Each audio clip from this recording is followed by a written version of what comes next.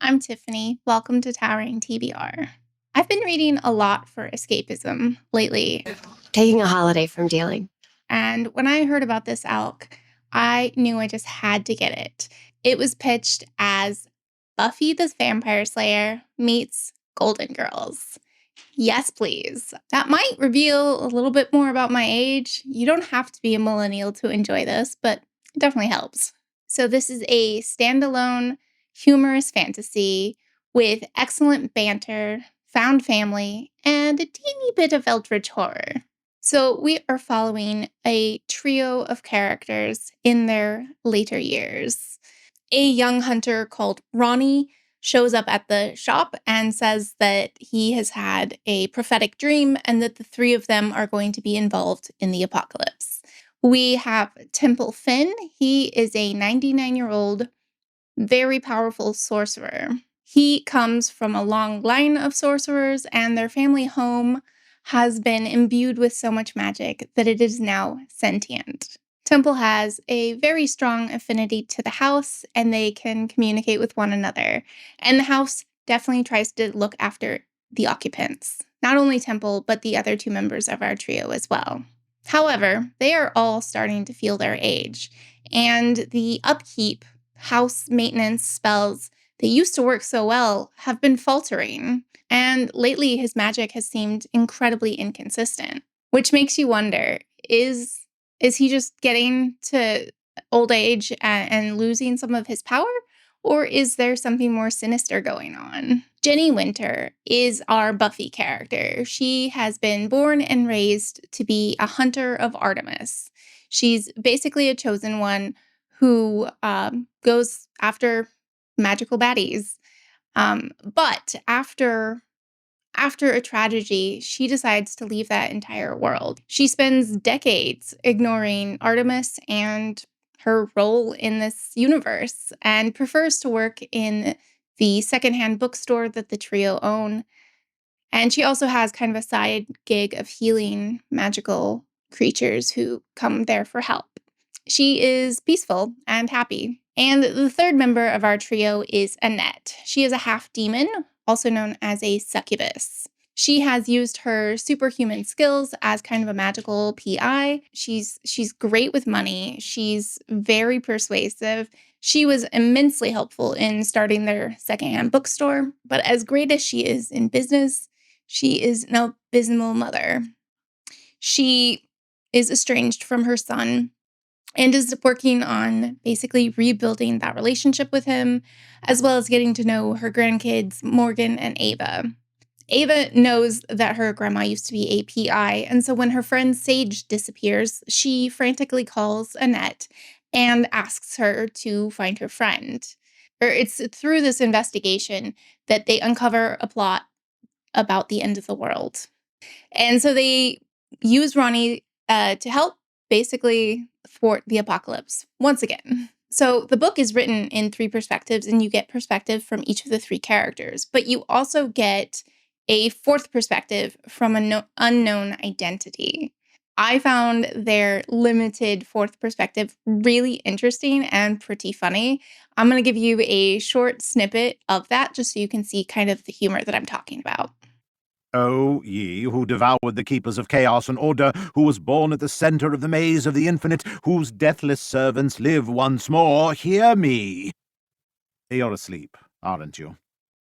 That's great. I work my ass off to bring glory to your names, but sure, just hit the snooze button for an extra era or two. What do you want? More worshippers? More sacrifices? A mega church with a band and pyrotechnics and huge high-def screen showing every pore of my ugly mug while I praise your names? Fucking gods, man. So I found that fourth perspective really amusing. And throughout the later parts of the book, you will find out who that person is. So to me, the two biggest strengths were the writing and the characters. First, this book is just suffused with the love of books and reading. And I think a lot of readers will connect to that. So Ronnie is this skinny, scrawny 17-year-old hunter who comes from a long line of basically monster hunters. And I immediately pictured Garth from Supernatural. And as soon as I did that, like that's just who the character became. Like that was my mental image for Ronnie. But there was a funny point where Ronnie said, like, "You have my axe." And it was a really funny miscommunication because they were like, "Now, do you have a literal axe or are you like speaking metaphorically?" Like, because obviously, they're going to need weapons if they're going to take down the baddie. And I thought that was a funny little miscommunication. The pacing was really quick. We never had a dull moment. Something was always happening, and I loved that. The tone is also very amusing. I wouldn't call it like humorous in the like laugh out loud, but bust a gut, just can't stop giggling type of humor. But it was very much a smirk or like, I see what you did there. That was funny. And that made the reading this book a lot more joyful because of the humorous tone. I know humor doesn't always work for everybody, but I loved it. When we got to page 117, I will not tell you what happened because spoilers, but as much as it pains me to not, I don't want to ruin anything. But once we got a reveal on page 117, I couldn't put it down after that. I loved these characters, and I loved how evident it was that they cared about each other so much. I think the reason it was compared to Golden Girls is because of that found family quality. Not only the trio and the sentient house, but also Ronnie and a little cat Cthulhu and maybe a haunted van.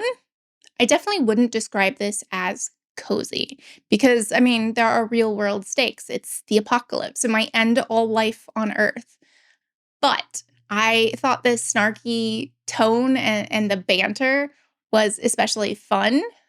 That part also really reminded me of Buffy when she would fight and insult the person she was fighting. I know very well you eat this late. You're gonna get heartburn. Get it? It wasn't all sass, though. There were actually some deeper messages, and I really liked how Temple described it when he was going up against the villain. Destruction was so much quicker and easier than creation. The god of entropy had put his thumb on the scale when the universe was born. Yeah, it is definitely easier to destroy than to create. That is something we're seeing in the world right now. The book was pure escapism, and I really needed that. Maybe you do too. I enjoyed the world building. I loved learning about the different magical creatures, and the book ends in a very satisfying way. And it's one and done. Like you don't have major investment into a series. It's just one. Part of me loves that because series can be hard to keep up with.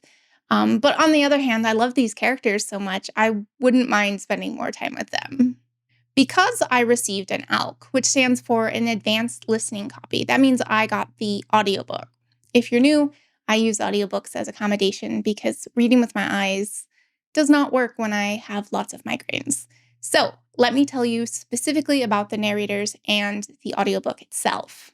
And I rated the audiobook itself as a 4, which is a very good rating. I very, very rarely hand out 5s for audiobook ratings. There are 3 narrators, Nancy Wu, Paul Bellatoni, and Courtney Patterson. So each of the 3 had one of the trio's voices. And then I do believe that Paul probably does the 4th perspective as well, but I couldn't find facts. Like, I couldn't find out if maybe it was the author. They sound so different, these 2 characters, Temple and the unknown character. But yeah, they did a phenomenal job. The narrator, Courtney Patterson, does a very lovely French accent for Annette. And they just imbued so much zest and enthusiasm in their performances. I thought it was stellar.